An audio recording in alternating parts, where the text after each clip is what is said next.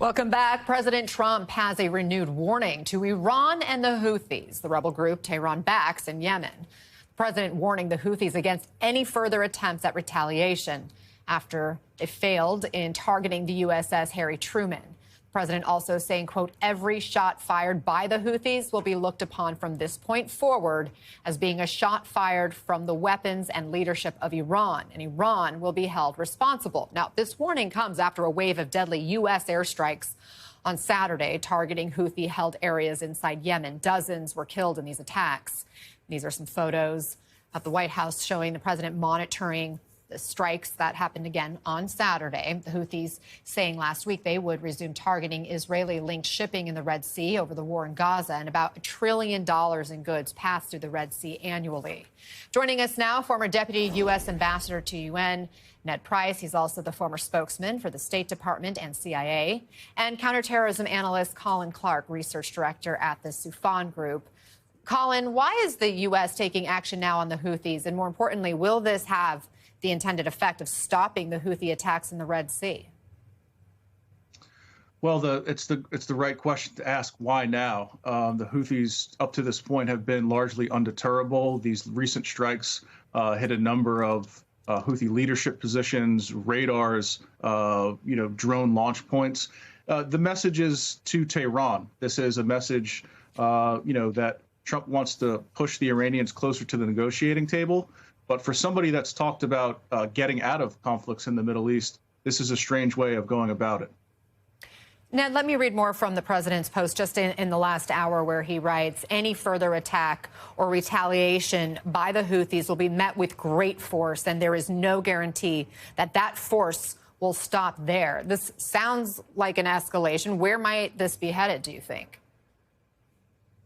Well, Anna, it's hard to say. And I think if you take the president's post in its entirety, I think it implicates a principle of diplomacy that's really relevant here. And that's the fact that big countries mustn't bluff. And this kind of bluff, especially what the president has said against Iran, may be quite unwise in this case, because it is absolutely true that the Houthis are a proxy of Iran. Iran has provided them with funding and supplies, and in some cases, guidance and authorizations. But proxies come in different flavors. And the Houthis, over the course of the past couple years, have garnered a great deal of notoriety and, to some degree, autonomy. And I think it's a very open question whether Iran is in a position to control everything that the Houthis do. So when the president says Iran will be held accountable, that is something that would be quite dangerous if the Houthis do, in fact, do something without their authorization. More broadly, to your question, look, it's hard to argue with the logic of using military force as one tool against the Houthis. We need to bring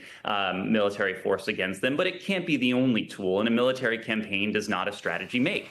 It's curious to me that an administration that is focused so much on burden sharing, that is to say, getting other countries involved in other contexts, most notably Ukraine, is completely absent here. The Biden administration brought in the British, we brought in the French. We brought in a coalition of more than 20 countries called Operation Prosperity Guardian to provide safety to those vessels transiting the Red Sea. We haven't heard anything of that from this administration.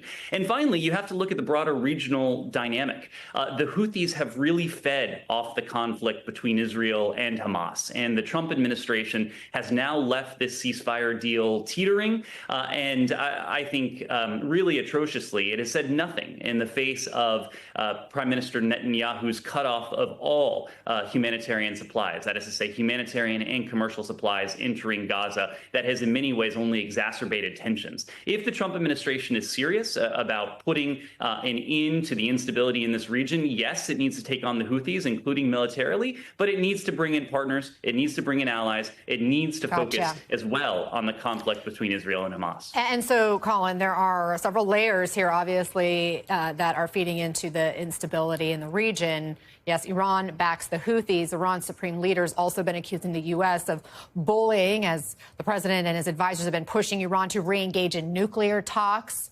What incentive is there for Iran to re-engage with the U.S.? Will threats like this bring them to the table?